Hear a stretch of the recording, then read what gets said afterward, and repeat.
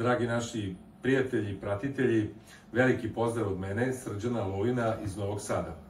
Danas ću vam prikazati jedan slučaj, zapravo, verovatno najzahtevniju, najtežu intervenciju koja se radi u oralnoj implantologiji, po mom mišljenju, i koju mi radimo ovde kod nas u ordinaciji, a to je ugradnja 4 zigomatična implantata, ili takozvanu kvad zigoma. To je pacijentkinja koja ima potpuno otopljenu gornju vilicu. Znači, nema dovoljno kostu za ugradnju standardnih implantata i tada smo se odlučili da ugradimo po 2 zigomatična implantata sa svake strane. Naime, mi vrlo često kombinujemo redovne implantate i zigomatične, što je isto jako dobra opcija. Nekad u front stavimo ove obične redovne implantate, bočno zigomatične i nekad nazad skroz tuber pterigojne implantate. Međutim, kada uopšte nema uslova za ugradnju tih kraćih implantata, onda idemo sa dugačkim, veoma dugačkim implantatima koji se sidre gore u zigomatičnoj kosti. Tako da je naša pacijentkinja posle te intervencije, te operacije, uspela da dobije fiksne, sada još uvek privremene zube, ali će ipak imati i stalne fiksne zube, ako Bog da, vidjet ćemo za 6 meseci kada dođe kod nas u ordinaciju.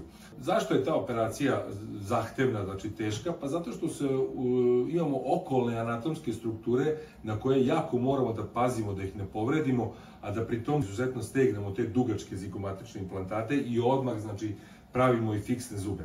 Kao što vidite, ovo su orbite, znači ovo su oči gore, a donja vilica sad se ne vidi, ona je odsečena, a gornja vilica je, znači, potpuno otopljena.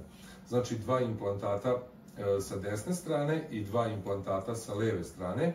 Oni su, da kažem, gotovo paralelni i otprilike izlaze napred na dvojkama i pozadi na peticama. Tako da će naša pacijentkinja dobiti 12 stalnih zuba, što će biti sasvim dovoljno da žvaće hranu normalno da živi. Idemo sad da vidimo šta kaže ona.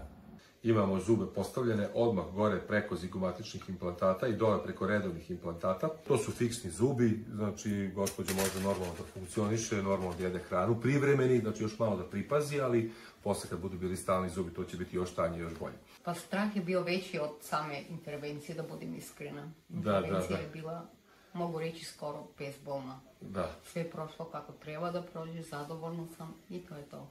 Preporučila bih ordinaciju Lovin. Ja sam isto odlučila da njemu poverim svoje poverenje, svoje zdravstveno stanje, ne kajem se. Privremeni zubi su postavljeni, ona će doći kod nas ponovo u Novi Sad za 6 meseci, onda ćemo to skinuti i vidjeti sve kako izgleda i praviti stalne zube. Veliki pozdrav od nas i vidimo se kod nas u Novom Sadu.